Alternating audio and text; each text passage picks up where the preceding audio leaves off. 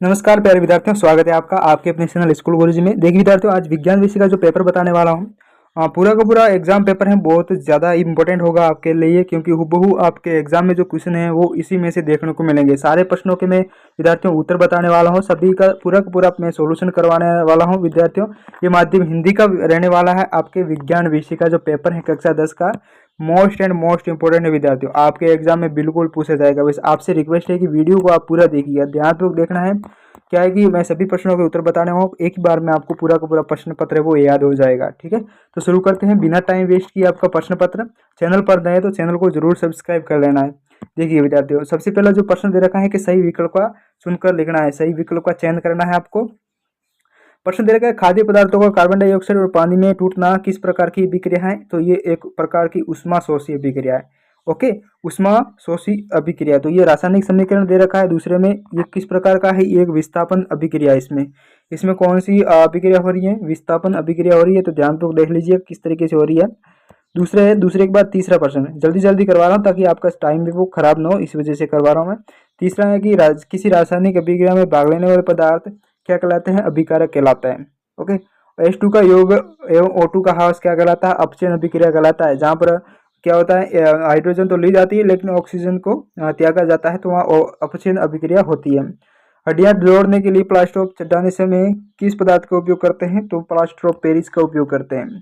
ठीक है, दही में पाया जाने वाला अम्ल होता है वो लैक्टिक अम्ल होता है। दही में कौन सा अम्ल पाया जाता है, लैक्टिक अम्ल, जिससे कारण दही जमता है।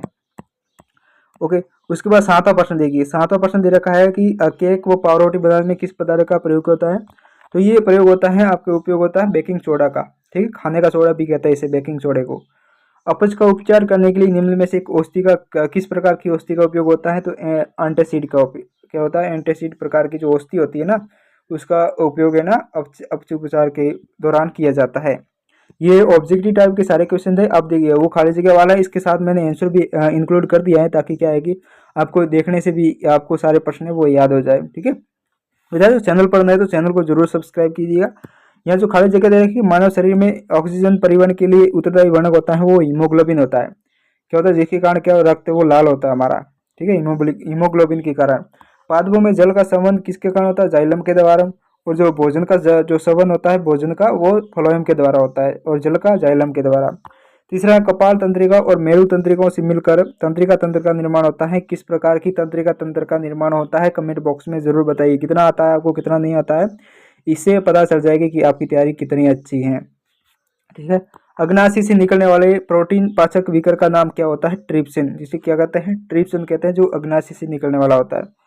ओके, उसके बाद पांचवा देखिए, पांचवा खाली जगह में दे रखा है मनुष्य में प्रतिवर्ती क्रिया का केंद्र क्या कहलाता है, मेरुरज्जु कहलाता है। ठीक है, मनुष्य के मस्तिष्क में सोचने वाला भाग होता है प्रमस्तिष्क, जो आगे का भाग होता है ना, जहाँ से मनुष्य चिंतन कर पाता है, विचार कर पाता है, सोचता है वहां से। तो सातवां है दो तंत्रिका कोशिकाओं के मध्य खाली स्थान को क्या कहते हैं, दो तंत्रिका कोशिकाओं के मध्य जो खाली स्थान होता है उसे सिनेप्स कहते हैं। सिनेप्स कहते हैं, ध्यान रखना इस बात का। ओके, उसके बाद दे रखा है चांदी के आभूषण पर काली परत किसकी होती है, चांदी के जो आभूषण होते हैं उस पर काली परत किसकी होती है, सिल्वर ब्रोमाइड की होती है। सिल्वर किसकी होती है, सिल्वर AgBr की होती है, सिल्वर ब्रोमाइड की होती है। ओके, अब देखिए यहाँ पर तो देखा है दूसरा प्रश्न है कि का प्रचलित नाम है, कैल्शियम क्लोराइड, कैल्शियम ऑक्सीक्लोराइड का जो प्रचलित नाम क्या है, जो आगे वाला जो खाली जगह याद रखें यहाँ ये आएगा, कैल्शियम ऑक्सीक्लोराइड का प्रचलित नाम क्या है, तो इसके विरंजक चूर्ण कहते हैं, इसे क्या कहते हैं, विरंजक चूर्ण कहते हैं।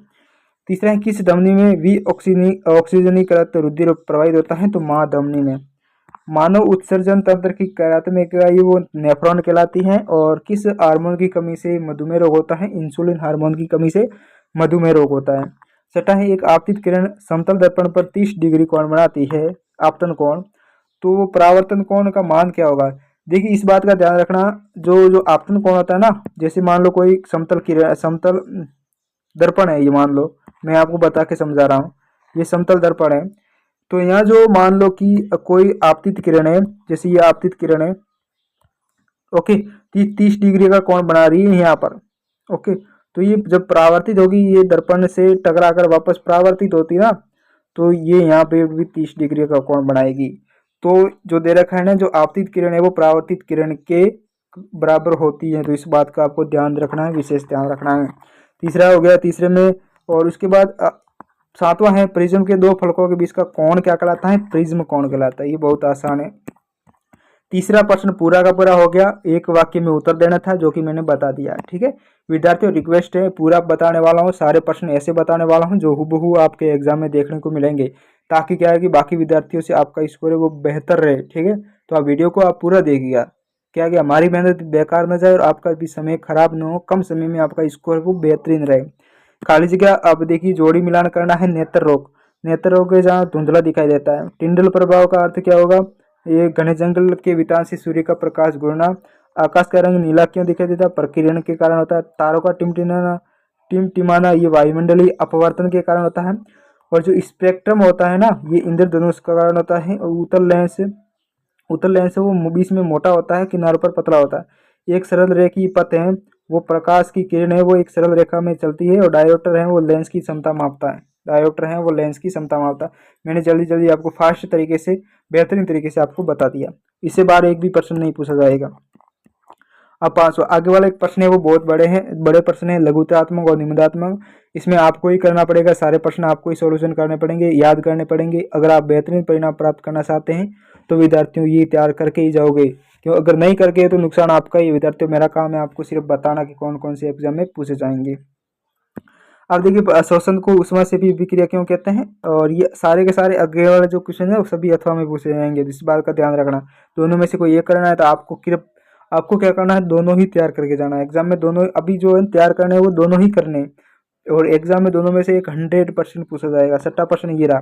ठीक है, स्क्रीनशॉट लेते जाइएगा। क्या है कि बाद में तैयार करोगे तो फिर प्रश्न कहाँ देखोगे, वीडियो ना देखना पड़े, इस वजह से आपको स्क्रीनशॉट लेना है। 6वां है, 6वें बाद 7वां 8वां 9वां 10वां प्रश्न देख लीजिएगा। 7वां 8वां 9वां 10वां प्रश्न देख लीजिएगा। स्पष्ट रूप से ध्यानपूर्वक देना। दोनों प्रश्न अथवा में दे रखे हैं तो दोनों ही तैयार करके जाने हैं, और ये दोनों में से एक 100% पूछा जाएगा, तो पूरा ध्यानपूर्वक देना है। ये 7वां 8वां 9वां और 10वां, 10वें के बाद 11वां 12वां 13वां 14वां और 15वां पूरे के पूरे एक साथ दे रहा हूँ, पूरा का स्क्रीनशॉट लेना है। क्या करना है?